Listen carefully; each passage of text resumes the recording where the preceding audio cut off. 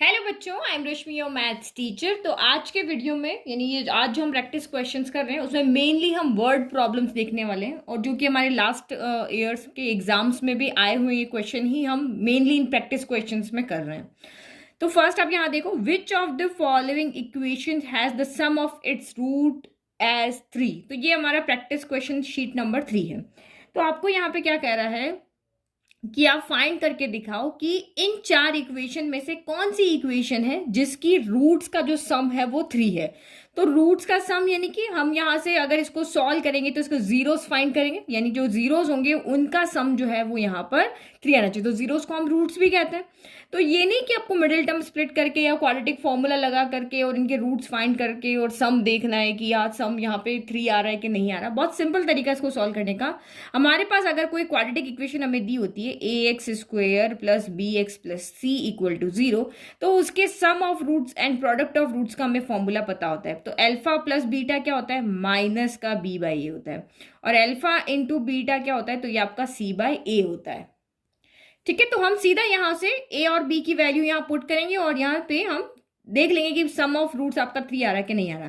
तो यहाँ जब हम करते हैं अल्फा प्लस बीटा, तो ये आपका माइनस का b बाई ए, तो minus as it is b कौन है, तो x का कॉफिशिएंट आपका b होता है, तो माइनस का 3 हो गया। a कौन है, तो एक्स स्क्वायर का कॉफिशिएंट, ये देखो x का कॉफिशिएंट b होता है, एक्स स्क्वायर का कॉफिशिएंट a होता है, तो a यहाँ पर कितना है, 2 है। तो ये तो आपका 3 नहीं आ रहा, आपको यहाँ पे कुछ कैंसिल भी नहीं हो रहा, तो इसका मतलब हमारा a राइट नहीं है।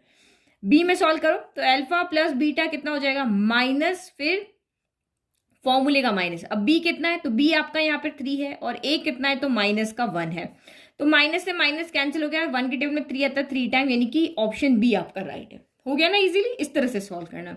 सी और डी आप करके देखना क्या इसमें 3 है या नहीं, क्योंकि ऑब्जेक्टिव है तो एक ही आंसर होगा, तो मैंने ये कर लिया।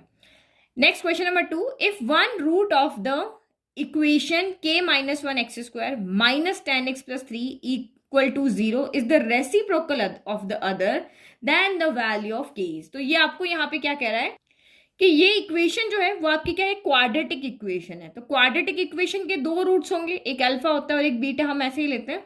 तो ये कह रहा है कि वन रूट जो है वो दूसरे का रेसिप्रोकल है, मतलब एक रूट अगर 2 आ रहा है तो दूसरा 1/2 आ रहा है, इसका रेसिप्रोकल, यानी ये न्यूमरेटर में है तो दूसरे में ये डिनोमिनेटर में आ रहा है। तो हम लेट कर लेते हैं कि इसका एक रूट अगर अल्फा है, पहला रूट अगर अल्फा को अल्फा के इक्वल ले लेते हैं, तो बीटा इक्वल टू क्या होगा, 1/अल्फा हो जाएगा। ये अल्फा था तो इसका रेसिप्रोकल कितना कर देंगे, 1/अल्फा हो जाएगा। तो ये समझने की बात है कि एक अगर अल्फा है तो दूसरा जो होगा वो 1/अल्फा होगा। तो अल्फा को अल्फा ही लिया तो बीटा क्या हो जाएगा, 1/अल्फा हो जाएगा। तब आप यहाँ पे k की वैल्यू फाइंड करके बताओ। तो फिर से हमें यहाँ पर यही चीजें, बहुत से क्वेश्चन इसी को सॉल्व कर जाएंगे। तो मुझे पता है अगर मैं अल्फा को 1/अल्फा से मल्टीप्लाई करूंगी तो वो कैंसिल हो जाएगा, क्योंकि मुझे तो वेरिएबल हटाना, मुझे सिर्फ एक वेरिएबल k चाहिए, और c और a की वैल्यू पुट कर देंगे। तो ये वाला काम मेरा इससे हो रहा है। तो वी नो दैट कि प्रोडक्ट ऑफ जीरो जो होता है वो c अपॉन a होता है। तो अल्फा तो हमारा अल्फा ही है, और बीटा कौन है, बीटा आपका 1/अल्फा है, तो ये 1/अल्फा है। तो ये तुमने वैल्यू रख दी। अब c की वैल्यू रखो, तो c कौन है, तो c आपका यहाँ पर 3 है, और a कौन है, सी अपॉन ए होता है ना, तो ए कौन है, ए होता है x² का कॉफिशिएंट, तो ये आपका यहाँ पर हो गया k माइनस 1। तो अल्फा से अल्फा आपका कैंसिल हो गया, तो 1 इक्वल टू आपका 3 अपॉन k माइनस 1 हो गया। तो k माइनस 1 से मल्टीप्लाई हो जाएगा तो क्या हो जाएगा, k माइनस 1 ही हो जाएगा। फिर ये -1 इधर आ जाएगा, तो इसका मतलब आपका k इक्वल टू यहाँ पर कितना हो गया, 4 हो गया। ये -1 इधर आके हो ना, +1, 3 + 1 आपका ये हो गया 4। तो यहाँ से आपकी k की वैल्यू कितनी आ गई है, 4 आ गई है। ठीक है, समझ में आ गया। फिर नेक्स्ट आपको थर्ड क्वेश्चन में कहा, if x equal to 3 is the one root of the quadratic equation. ये सारे क्वेश्चन आपके 1 मार्क के, ये भी 1 मार्क में आया हुआ है, ये 1 मार्क में 2020 के सैंपल क्वेश्चन पेपर का है, और ये 1 मार्क का है जो 2018 में आया हुआ है। तो क्या कह रहा है कि if x equal to 3 is one root of the quadratic equation. तो क्वाड्रेटिक इक्वेशन के टोटल कितने रूट्स होते हैं, 2 रूट्स होते हैं। और रूट्स की क्या कंडीशन होती है, ये सिर्फ 2 ही रूट्स होंगे। और इस रूट्स का मतलब क्या होता है कि अगर आपको यहाँ पे जो भी रूट्स आपको कहें वो इसमें आप पुट कर दोगे तो लेफ्ट इक्वल टू राइट होगा। मतलब इसका रूट अगर x इक्वल टू 3 है तो आप यहाँ पुट करके इसको सॉल्व करोगे तो इक्वल में आपका 0 ही आएगा। तो वो नंबर उनके रूट बनते हैं, जो उनके सोल्यूशन होते हैं वही रूट बनते हैं। जो आप मिडिल टर्म स्प्लिटिंग करके या क्वाड्रिक फॉर्मूला लगा के जो जीरोस फाइंड करते हो ना, तो वो जीरोस होते हैं जिसको इसमें पुट करने पर लेफ्ट इक्वल टू आपका राइट हो जाए। तो यहाँ पे हमें फाइंड नहीं करना, ये आपको कह रहा है कि ये जो x इक्वल टू 3 है ना, ये इस इक्वेशन का एक रूट है। एक रूट है मतलब x इक्वल टू 3 रखने पर ये लेफ्ट इक्वल टू राइट होगा, यानी इक्वल में 0 आ जाएगा। तो आपको कह रहा है k की वैल्यू फाइंड करके दिखाओ। तो हमें रूट की कंडीशन पता है कि रूट को जब हम इसमें पुट करते हैं तो लेफ्ट इक्वल टू राइट होता है, तो इसके अकॉर्डिंग हम यहाँ पे k की वैल्यू फाइंड कर लेंगे। तो आप यहाँ पे मैं लिख देती हूँ एक बार, since x equal to 3 is a root of equation x square minus 2kx minus 6 equal to, ये इसका रूट है, इसलिए P3 इक्वल टू क्या होगा, 0 का। मतलब x की जगह पे यहाँ 3 पुट करके सॉल्व करोगे तो 0 होगा। तो इस इक्वेशन में जहां भी x दिख रहा है वहां 3 पुट करो, तो ये हो गया आपका 3 का स्क्वायर माइनस 2k, x की जगह हमने 3 रखा, माइनस 6 इक्वल टू 0 होगा। तो 3 3 9 माइनस 3 2 6k हो गया, माइनस 6 इक्वल टू 0। 9 में से 6 गया तो 3 माइनस 6k इक्वल टू 0 हो गया। माइनस का 6k को उधर भेज दें तो ये आपका 3 तो यही है, 6k इधर चला गया, तो 6 आ जाएगा डिवाइड में। तो ये आपका यहाँ पे k हो गया, 3 की टेबल 3 आया 1 टाइम, k आया 6 आया 2 टाइम। तो दिस एम्प्लाइज k की वैल्यू कितनी हो गई आपकी यहाँ पर 1/2 हो गई। तो हर तरह के क्वेश्चन हो रहे हैं किस तरह से, अगर आपको यहाँ पर k की वैल्यू निकालने के अलग अलग तरीके आपको पूछ सकते हो, तो वो सारे क्वेश्चन हम यहाँ पे सॉल्व कर रहे हैं। तो एनसीईआरटी बुक को पहले सॉल्व करना है, उसके बाद में ये प्रैक्टिस क्वेश्चन आपको करने हैं, ताकि आपको आइडिया लगे कि एग्जाम में किस तरह के क्वेश्चन आते हैं। फिर नेक्स्ट क्वेश्चन देखो, a 2 digit number is 4 times the sum of the digits. तो ये डिजिट वाला क्वेश्चन है। It is also equal to 3 times the product of the digits, find the number. देखो मैं यहाँ पे इसको अच्छे से समझाती हूँ ताकि आप किसी भी तरह का क्वेश्चन कर सकते हो। कोई भी एक नंबर लेते हैं, जैसे मैंने यहाँ पे लिया 32 ले लिया, तो ये नंबर है। अब अगर इसमें डिजिट की बात करें तो इसमें एक डिजिट 3 है, एक डिजिट आपका 2 है। तो जब आपको कहे कि सम ऑफ डिजिट्स, तो यहाँ पे सम ऑफ डिजिट्स क्या हो जाएगा, यानी कि 3 + 2 हो जाएगा, ठीक है। और अगर आपको कहे नंबर, तो ये 32 मिलके आपका यहाँ पे क्या बन रहा है, नंबर। तो किसी को भी डिजिट्स को नंबर कब बनेगा, एक आपका यूनिट प्लेस होता है, एक आपका टेंस प्लेस होता है। तो यूनिट प्लेस को तो हम 2 से मल्टीप्लाई करते हैं और टेंस प्लेस को हम 10 से मल्टीप्लाई करते हैं। तो ऐसे ही नंबर बनता है 10 × 3 30, 2 × 1 2, 30 + 2 32। तो अगर मैं इसी नंबर को वेरिएबल की फॉर्म में ले लूँ एक्स वाई, तो यूनिट प्लेस पे मैंने वाई ले लिया और टेंस प्लेस पे एक्स ले लिया, तो नंबर कैसे बनेगा, 10x + y, इसी फॉर्म में बनेगा 10x + y। y इंटू 1 करते तो 1 का कोई मतलब नहीं रहता। अब मुझे कोई भी नंबर बनाना, मुझे 32 बनाना है तो y की जगह 2 रखेंगे, x की जगह 3 रखेंगे। मुझे 54 बनाना है तो y की जगह हम 4 रखेंगे, x की जगह हम 5 रखेंगे। तो ये इस तरह से हमारा नंबर बन जाता है 2 डिजिट का। 3 डिजिट का होगा तो इसमें 100 × z और आएगा, तो इस तरह से नंबर बनेगा। ये आपका नंबर होगा, ये आपके डिजिट्स होंगे। सम ऑफ डिजिट्स कहेंगे तो x + y करना है, और नंबर की बात जब भी आएगी तो नंबर इस तरीके से आपको यहां पर रखना है। तो ये समझ में आ गया। तो यहां पे देखो, ठीक है, तो अ 2 डिजिट नंबर, तो यहाँ पे एक आपका नंबर है, तो नंबर कैसे बनेगा, इस तरह से बनेगा। तो इस नंबर को बनाने के लिए हमें 2 डिजिट चाहिए, एक x चाहिए, एक y चाहिए। तो हमने यहाँ पे लिख दिया, क्योंकि हमें फाइंड यहाँ पे क्या करना है, नंबर ही फाइंड करना है। नंबर को बनाने के लिए 2 डिजिट चाहिए, तो हम वही लेट करेंगे कि let the digits of the required number be x and y। तो x एंड y को आपने यहाँ पे ले लिया, किसी को भी यूनिट ले लो, किसी को भी टेंस ले लो। तो मेरा नंबर यहाँ पे क्या बनेगा, 10x + y बन जाएगा। अब हम अकॉर्डिंग टू केस के ऊपर जाते हैं कि हमें क्वेश्चन में क्या इन्फॉर्मेशन दी जिससे हम इन x और y को फाइंड करें, क्योंकि x और y की वैल्यू यहाँ पुट करेंगे तभी तो हमारा नंबर बनेगा। अगर 32 आए तो x की जगह मुझे 3 रखना पड़ेगा, y की जगह मुझे 2 रखना पड़ेगा। तो अकॉर्डिंग टू क्वेश्चन, या जो आपका क्वेश्चन क्या कह रहा है, अ 2 डिजिट नंबर इज, तो आपका यहाँ पे क्या कह रहा है, नंबर इज का मतलब इक्वल लगा दो, 4 times the sum of the digits. 4 times मतलब मल्टीप्लाई हो गया, 4 times sum of the digits. यही आपको यहां पर कह रहा है कि जो आपका नंबर है इज मतलब इक्वल लगा लो, 4 times the sum of the digit. तो नंबर कौन है हमारा, नंबर है हमारा 10x + y। ये किसके इक्वल है, 4 sum of the digits, sum of the digits यानी डिजिट्स का सम, यानी कि x + y के इक्वल हो गया। समझ में आ गया। तो ये इस तरह से क्वेश्चन को पढ़ के इक्वेशन बनानी, घबराना नहीं है, आराम से पढ़ोगे हो जाएगा सब। तो उसको सॉल्व करके एक इक्वेशन की फॉर्म में लिख लेते हैं। तो ये आपका 10x + y हो गया, 4 अंदर गया तो 4x हो गया, इधर 4 के अंदर गया तो 4y हो गया। तो इसको सॉल्व करो, 4x इधर चला गया, x को एक तरफ ले लेते हैं, y को एक तरफ ले लेते हैं। तो ये 10x - 4x हो गया, और इधर ये 4y - y हो गया। तो इसका मतलब यहाँ पे लिख देते हैं। तो 10x में से 4x गया तो ये कितना हो गया आपका 6x हो गया, और 4y में से 1y गया तो ये 3y हो गया। तो ये तो x और y तो होंगे नहीं, 3 के 2 में 6 कैंसिल हुआ 2 टाइम, तो इसका मतलब 2x इक्वल टू आपका y। ये आपकी इक्वेशन नंबर क्या बन गई है, यहाँ पर फर्स्ट इक्वेशन बन गई। जो हमें कंडीशन गिवन थी ना, उससे हमने एक इक्वेशन बनाई। भाई दो वैल्यू निकाल के लानी तो दो इक्वेशन चाहिएगी ना, अभी तो एक ही तो बनी है। फिर दूसरी कंडीशन इसने यहाँ पे क्या है, it is also equal to. It is also equal to means ये नंबर जो है वो किसके इक्वल है, according to question. It is also equal to means number is also equal to 3 times product of the digits.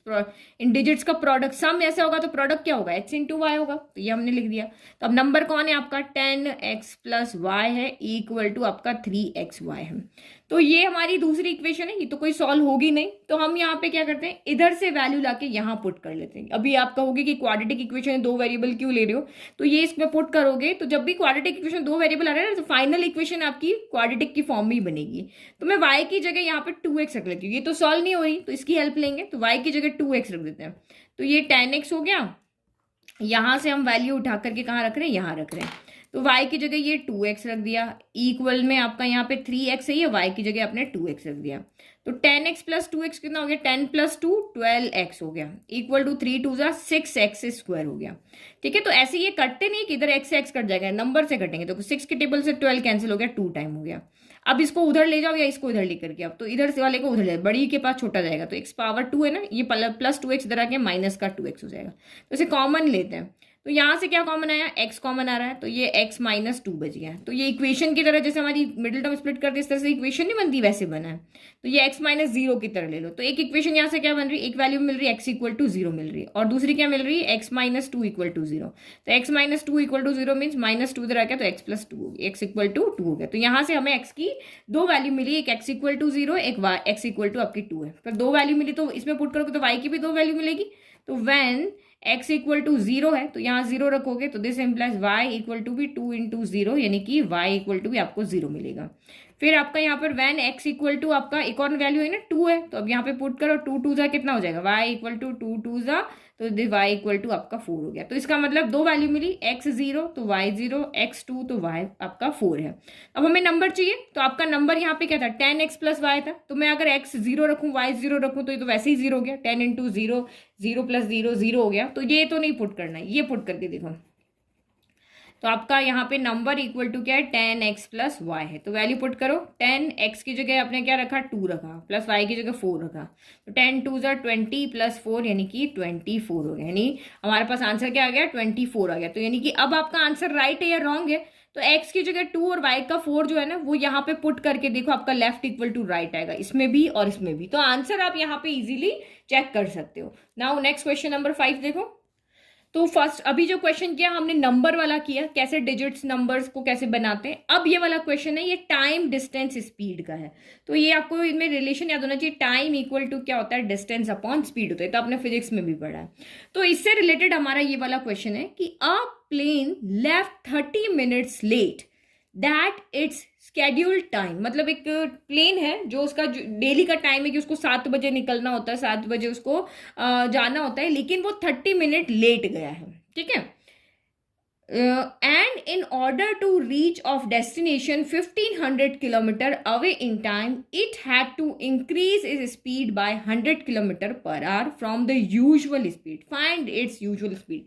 कभी कभी ऐसा नहीं होता है कि कोई ट्रेन जो होती है वो लेट स्टार्ट होती है, तो अपने डेस्टिनेशन पे टाइम पे पहुंचने के लिए वो क्या करती है, अपनी स्पीड को बढ़ा लेती है, ताकि भले लेट चलिए लेकिन जहां उसको 10 बजे पहुंचना है तो वो 10 बजे ही पहुंचे। इसके लिए वो क्या करती है, अपनी स्पीड बढ़ा लेती। तो स्पीड बढ़ा लेती तो टाइम कम हो जाता है। तो सेम यहाँ पर भी प्लेन ने ऐसा ही किया है कि भाई वो उसको यूजुअल टाइम ये है कि डेली उसको 2 o'clock जाना होता है। तो क्या किसी रीजन से लेट हो गया तो वो 2:30 वहां से निकला, लेकिन जहां पे पहुंचना है वो 4 बजे उसको पहुंचना है। ठीक है, तो उसने क्या कर दिया, अपनी स्पीड को बढ़ा लिया, ताकि जो आपका उसका डेस्टिनेशन है, जहां उसको पहुंचना है, वो टाइम से पहुंच सके। तो बस यहीं से हमारी इक्वेशन बनेगी। अब हमें यहाँ पे एक ही चीज फाइंड करनी है, उसकी यूजुअल स्पीड, मतलब उसकी हमेशा जो स्पीड होती है वो कितनी है। तो जो हमें फाइंड करना होता है वही हमें यहाँ पर लेट करना होता है। ठीक है, तो मैंने लेट कर लिया कि जो उसकी हमेशा की स्पीड होती है, जब वो कभी लेट नहीं निकलता है, तो वो x किलोमीटर पर आवर की स्पीड से जाता है। अब मान लो, अब देखो डिस्टेंस आपको पता है 1500 किलोमीटर उसको जाना है, डेली की उसकी जो स्पीड है वो आपको पता है, तो आप बता सकते हो भाई वो डेली कितना टाइम लगाता होगा, 5 घंटे लगाता होगा, 6 घंटे, जो भी है। तो अब यहाँ पे कहते हैं ये डेली का, ये उसके डिस्टेंस है, ये उसका डेली की जो स्पीड है, तो यहाँ से टाइम हम निकाल लेंगे कि भाई इतना टाइम वो लेता है।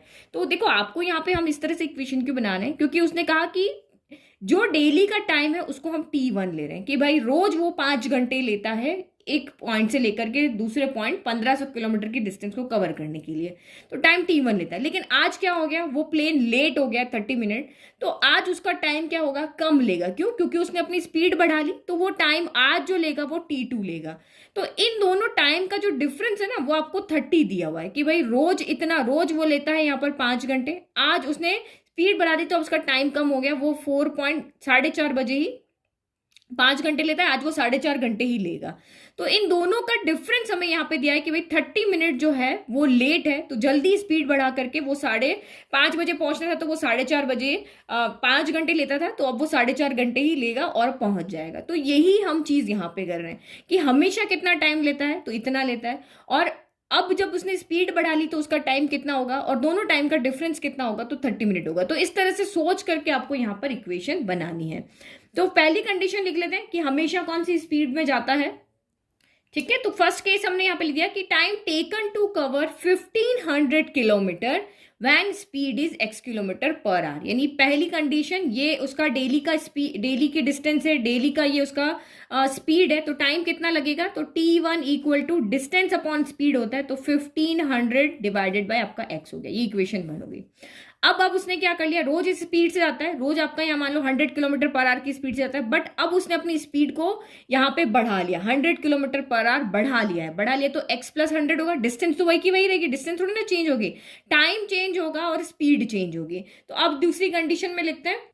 ठीक है, अब क्या हो गया, now speed increase, 100 kilometre per our बढ़ गई है, तो अब आपकी जो स्पीड हो जाएगी, पहले x थी, अब 100 और बढ़ा ली, यानी x प्लस 100 हो गई।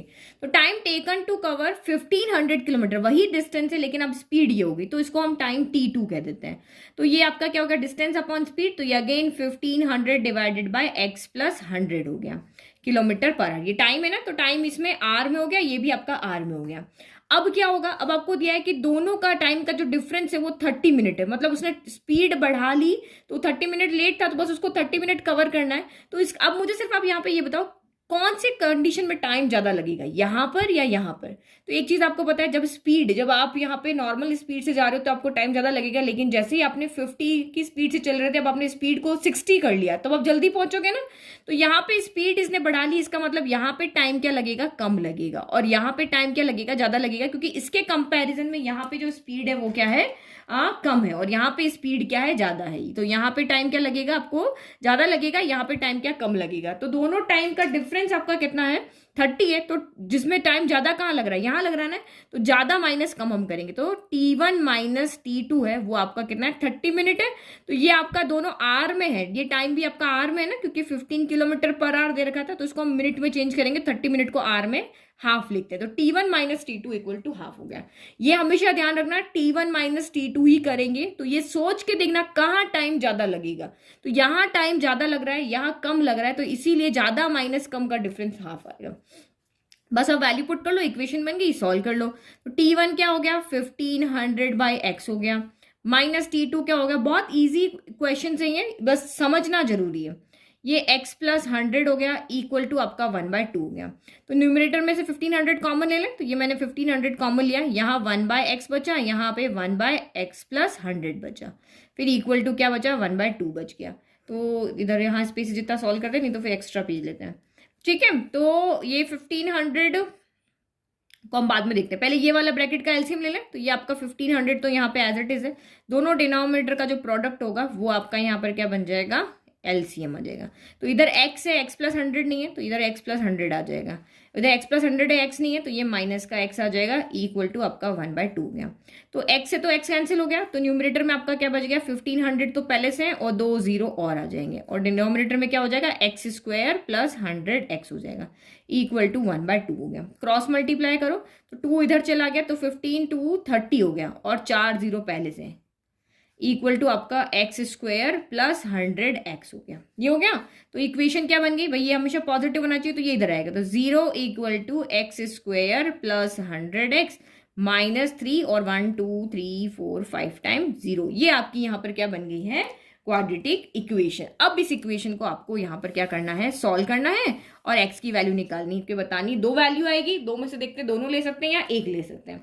तो क्वाड्रेटिक इक्वेशन को हम सॉल्व करते हैं, तो मैं यहीं पे सॉल्व कर लेती हूँ, नीचे मेरे पास बहुत सारा स्पेस है, ठीक है। तो यहाँ पे नाउ इक्वेशन क्या हो गई, x square plus 100x minus 3 और 5 टाइम 0। देखो इसको भी मैं यहाँ पे सॉल्व करने का तरीका बताती हूँ। इसकी पैरिंग हो रही है, इसकी पैरिंग हो रही है, तो हमें यहाँ पर क्या होता है, दो नंबर ऐसे चाहिए जिनका प्रोडक्ट करने पर तो क्या है, ये a कितना है यहाँ पर 1 है, b कितना है यहाँ पर 100 है, और c कितना है यहाँ पर 3 और 1 2 3 4 5 टाइम 0। तो p इंटू क्या होता है, a इंटू c आना चाहिए। तो ये आपका कितना रहा 3 1 2 3 4 5। ये दो नंबर ऐसे ढूंढ के लाने जिनका प्रोडक्ट करो तो ये आना चाहिए। और यहाँ साइन माइनस है ना, तो ये आपका यहाँ पर दो नंबर ऐसे चाहिए जिनका प्रोडक्ट करने पर तो ये है, लेकिन p माइनस क्यू करने पर b यानी कि 100 है। तो देखो ये आपका इसकी ये पैरिंग हो रही, ये पैरिंग हो रही, इसको छोड़ दो, ये 30 बच गया। तो 30 को ऐसा कुछ करो कि 30 का ऐसे फैक्टर बनाओ कि 1 आ जाए। देखो इस 0 से तो ये 0 हो गया, इस 0 से ये 0 हो गया। हमें इतना बड़ा लेने की जरूरत नहीं, थोड़ा सा सोचना है कि ऐसे क्या प्रोडक्ट बनाए कि आपका यहाँ पर 1 आ जाए। तो देखो 6 5 का क्या होता है, 30 होता है। ये 2 0 इसको दे दो, ये 2 0 इसको दे दो, तो 600 माइनस 500 कितना हो गया, 100 हो गया। ये 600 माइनस 500 यहाँ पर क्या हो गया, 100 हो गया। तो इस तरह से हमने छोटा करके टुकड़े कर दिया। तो इस 100 की जगह क्या रखेंगे, 600 माइनस 500। तो ये हो गया x square plus 600 minus 500 x minus 3 1 2 3 4 5 equal to आपका 0 हो गया।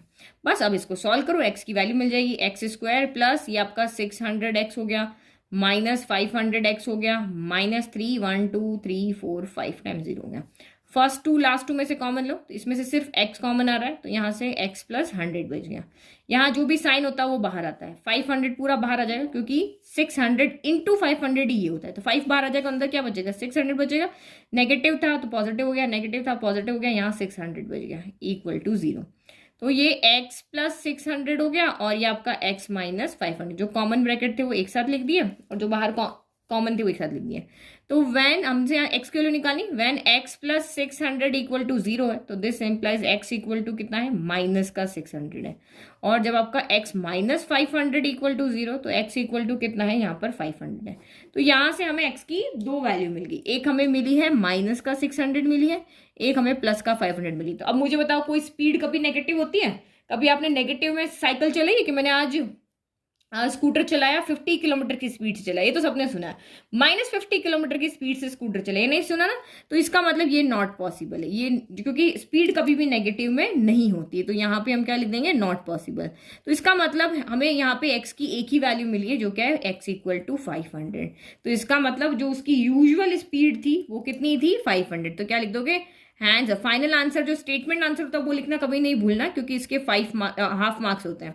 Hence the usual speed of plane is 500 kilometre per hour. ये हमारी यूजुअल स्पीड थी, ठीक है। कितना इजी क्वेश्चन था ना, देखो लॉजिक से मैंने आपको समझाया, मतलब रियल प्रॉब्लम। इसको ये प्लेन वाला जो क्वेश्चन है ना, उसको अब अपनी एक अलग अपनी लाइफ से इसको रिलेट करके देखोगे ना, तो इजीली आप समझ जाओगे कि यहाँ इक्वेशन कैसे बनेगी। लेकिन एक क्वेश्चन को क्वेश्चन की तरह करोगे तो आप बाद में भूल जाओगे।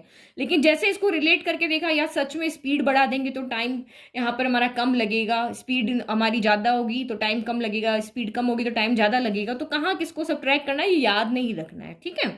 अब ये है हमारा सबसे मोस्ट इंपॉर्टेंट क्वेश्चन, जो एग्जाम में बहुत बार रिपीट हुआ है, 16 18 17 और इससे पहले भी बहुत बार रिपीट हुआ है। 4 मार्क्स में आता है, क्योंकि ये है बहुत सिंपल क्वेश्चन है, बट इसको क्या होता है, बच्चे सॉल्व जब करते तो कॉम्प्लिकेटेड करते थे और उनको आंसर नहीं मिलता है।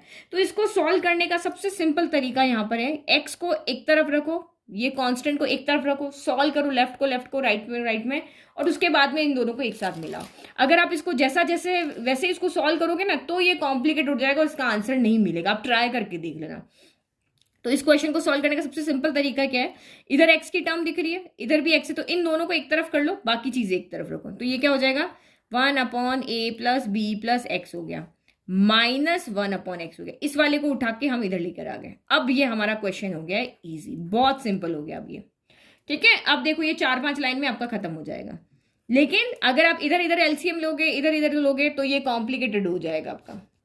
तो 4 मार्क का क्वेश्चन है, ठीक है। अब एलसीएम ले लो, तो इधर एलसीएम क्या होगा, इन दोनों का प्रोडक्ट, तो एक्स इंटू ए प्लस बी प्लस एक्स हो जाएगा। और इधर एलसीएम क्या होगा, इन दोनों का प्रोडक्ट, तो ए इंटू बी हो गया। तो इधर क्या होगा, ए प्लस बी प्लस एक्स है, एक्स नहीं तो ये एक्स इधर चला गया। फिर माइनस इधर ये वाला है, ये नहीं है तो सॉरी ये है बट ये नहीं है, तो ये इधर आ जाएगा। तो ये ए प्लस बी प्लस एक्स हो गया, ठीक है। फिर इधर ए है, बी नहीं तो बी आ गया, इधर बी है और ए नहीं तो ए आ गया, ठीक है। अब ऊपर ब्रैकेट ओपन करो, तो x minus plus minus a minus plus minus b minus plus minus x हो गया, डिवाइडेड बाई, इसको एक्स को अंदर मल्टीप्लाई कर दें तो ए एक्स हो गया, फिर ये आपका प्लस का बी एक्स हो गया, एक्स इंटू एक्स आपका एक्स स्क्वायर हो गया। ये b प्लस ए है ना, मैं इसको a प्लस बी कर देती हूँ। एडिशन में तो कोई फर्क नहीं पड़ता ना ऑर्डर का, मल्टीप्लीकेशन में भी फर्क नहीं पड़ता, तो ऑर्डर के अकॉर्डिंग अरेंज कर दिया। तो यहाँ x से x कैंसिल हो गया। अब देखो यहाँ a प्लस बी है, यहाँ माइनस से माइनस बी है, तो मैं माइनस कॉमन ले लेती हूँ, तो अंदर क्या बच जाएगा, a प्लस बी बच जाएगा। तो मुझे पता है ये इधर से इधर कैंसिल हो जाएगा, तो इसलिए मैंने इसको ऐसा किया। तो ये a x plus b x plus आपका एक्स स्क्वायर हो गया। फिर इक्वल में आपका यहाँ पे क्या रहा, ये a प्लस बी है, इसको भी हम कैंसिल कर लेते थे, ये अपॉन ए बी हो गया। तो a प्लस बी की टेबल में a प्लस बी 1 टाइम और ये भी आपका 1 टाइम, ठीक है। तो कैंसिल करने को देखिए नहीं कि 0 कर दो, तो यहाँ क्या बचा, माइनस का 1 upon a x plus b x plus x square बचा। और यहाँ क्या बचा, 1 अपॉन ए बी बचा। नाउ क्रॉस मल्टीप्लाई करो, ए बी इधर चला जाएगा तो माइनस का ए बी हो गया, ये पूरा 1 से मल्टीप्लाई होगा तो यही रहेगा, a x plus b x plus x square हो जाएगा। तो माइनस के ए बी को इधर लेकर के आ जाओ, तो इधर तो 0 बच गया। हमें बस इसको सॉल्व करके एक्स की वैल्यू निकालनी है ना, तो पहले एक्स स्क्वायर की टर्म होती है, फिर आपका ए एक्स होता है, फिर आपका बी एक्स होता है, माइनस का ए बी इधर आके आपका प्लस का ए बी हो गया। तो 0 इक्वल टू, इन दो में से एक्स कॉमन लो, इन दोनों में से जो कॉमन आ रहा है कॉमन लो। तो ये एक्स हमने कॉमन लिया, तो यहाँ से एक एक्स बच गया, यहाँ से ए बच गया। ये बी है तो यहाँ से बी, इसमें भी है इसमें भी है, तो बी कॉमन आ गया, तो यहाँ पर भी एक्स प्लस ए बच गया। तो 0 इक्वल टू, दोनों ब्रैकेट सेम है तो इसको एक बार लिख लो, और जो कॉमन लिया है उसको एक साथ लिख दो। तो अब क्या लिखोगे, when x plus a equal to 0 है, तो this implies x equal to minus का ए है। फिर when x plus b equal to 0 है, तो this implies x equal to minus का b है। हो गया, देखो कितना सिंपली सॉल्व हो गया। अब आप जैसा जैसे है ना वैसा सॉल्व करके देखना, ये होगा ही नहीं आपसे सॉल्व, बहुत कॉम्प्लिकेटेड हो जाएगा। तो ये most most most important question है, जो बार बार हर समय मतलब अल्टरनेट तो रिपीट होता ही रहता है। देखो 16 17 18 कंटिन्यूस ये आपका यहाँ पर पेपर आया है, ये वाला क्वेश्चन आया है, ठीक है। तो इस चैप्टर में ये सबसे मोस्ट रिपीटेड और 4 मार्क में आता है ये वाला क्वेश्चन।